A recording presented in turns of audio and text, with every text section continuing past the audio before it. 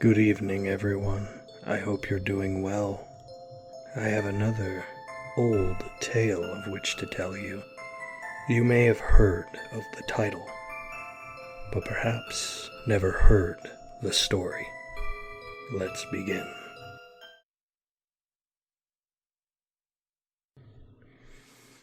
Once upon a time, there was a town called Hamelin. Hamelin was a prosperous town. It was a port town on the River Weser. Barges full of corn would come down the River Weser and unload at Hamelin. There were silos full of corn in Hamelin. Barges full of wheat would come up the River Weser and unload at Hamelin. The silos full of corn and wheat, mills for grinding the corn and wheat, bakeries for breads and cakes, shops for selling the bread and cakes, and of course, people for eating. The people were so prosperous and busy, loading and unloading, milling, baking, and eating. They didn't notice all the litter and rubbish that was accumulating in the streets. And of course, with the rubbish came the rats. There were rats everywhere in Hamelin. Rats in the corn silos, in the wheat silos, bakeries, shops, and streets, even houses. The rats bred and grew and bred, and soon there were so many rats that life became quite miserable for the citizens of Hamelin. They couldn't bake cakes, take baths, or even sleep in their own beds without the rats joining them. The rats even nibbled on the ears of babies sleeping in their cots. Something had to be done. The people of Hamelin made their way to the town square, knocked on the big brass doors of the town hall, and demanded to know what the Lord Mayor was to do about the rats. The Lord Mayor appeared on the balcony in his black robes and gold chains, and made a speech. Good citizens of Hamelin, you may rest assured that what needs to be done is being done. Don't you worry about that. The good citizens of Hamelin weren't too sure about that, but they went home to their houses to see what would be done. But nothing was done. There was just as much rubbish in the streets, and just as many rats in the mills, bakeries, and shops. In fact, there were more rats.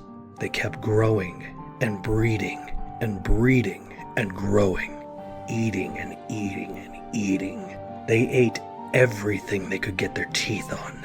Nothing or no one was safe from the rats. People were angry and marched to the town square and pounded on the brass doors to know exactly what the Lord Mayor was to do.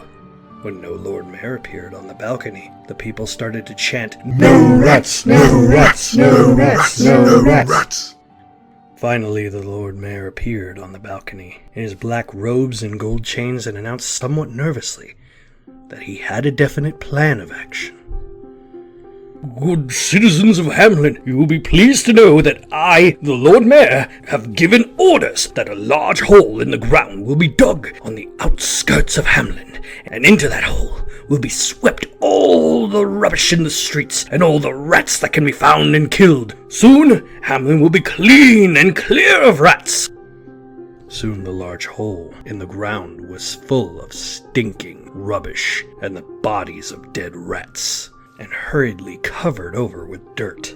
But it wasn't enough. There were too many rats in too many hiding places all over the town, and too much food for them in the silos and bakeries, shops and houses, as they grew and bred more frequently, faster than ever before. And now with the rats came a plague of fleas, and with the fleas came a strange sickness. Some children and old people had already died. A plague was on Hamelin. As you can imagine, the people of Hamelin were even angrier. They marched once more to the town square, each of them carrying with them a dozen dead rats as proof of the failure of the mayor's plan. They threw the rats in a pile in the middle of the square, and from a pole they hang an effigy that looked remarkably like the Lord Mayor, in his black robes and gold chains. They started chanting, "No rats are mayor! No rats are mayor! No rats are mayor!" When the Lord Mayor did come out on his balcony, he was surrounded by his councilors, and he announced rather nervously that the council had, in view of rather desperate situation, agreed to offer a magnificent reward of 1,000 gold pieces to any person who would rid the town of the rats. The very next day, a stranger appeared in Hamelin. He was different to everyone else. His clothes were colorful and seemed to come from many different places. He wore a hat covered with feathers and shells and bones. From a large scarf hung a silver pipe. The stranger followed the carts up from the port, and he saw the silos full of corn and wheat, the mills and bakeries, shops and houses, people, rubbish, and rats. He walked quietly to the town square and knocked on the big brass doors of the town hall. He told the mayor and his councilors that for 1,000 gold pieces he could rid Hamelin of the rats that infested it. The mayor enthusiastically agreed. The Pied Piper stepped outside. He stood in the square and looked quietly around, took a deep breath, and blew a note on his silver pipe that spoke to the rats of far-off places, of woods and forests, rocks and mountains. He blew another note that spoke to the rats of foxes, wolves, hawk, and eagles. He blew a third note, and all of the rats in Hamelin started to scurry towards the Pied Piper. They scurried out of doors, out of windows, out of drains and holes. They scurried down the lanes, through the streets, and towards the square. Now the Pied Piper started to play a dancing tune, and he danced out of the square, and the rats followed behind. They moved out of the town towards the port. At the riverside, the piper stopped, placed just one toe in the water, and as he continued playing, the rats continued dancing across the wharves and into the river. Rats by the thousands danced out of the town, crossed the wharves, and splashed into the river, where they were drowned. When the last one had disappeared beneath the waters of Weser, the Pied Piper stopped. He stood quietly looking at the water for a while, and turned back and walked back to the town square. The good people of Hamelin were celebrating the victory against the rats. At last they were free of this pestilence. The Lord Mayor and all his councilors were up on their balcony, slapping each other on the back, making speeches. The Pied Piper waited for quiet space and asked for his 1,000 gold pieces. The mayor called out so everyone could hear, 1,000 gold pieces? How could you have possibly earned 1,000 gold pieces? Why, everyone saw how. While the rats were drowning themselves in the river, all you did was dance and play that silly little pipe of yours. Here, be satisfied with 40 and think yourself lucky at that. To the shame of all the people of Hamelin, they agreed with their mayor and laughed at the Pied Piper as he walked quietly out of the town. The next day was a religious feast, and all the adults were in church. As he walked back into town, he stood quietly for a while in the town square, took a breath, played a single note that spoke to the children of faraway places. He blew another note that spoke to the children of fun and games, of dolphins and whales, and bright-colored parrots. He blew a third note, and all of the children started to run and jump and skip out of the houses towards the town square. As they ran and jumped and skipped towards the Pied Piper, he started to dance out of the square and towards the port. The adults in the church heard all of the children go past, and they rushed out of the church to see what was happening. They called out to the children to stop and to come back.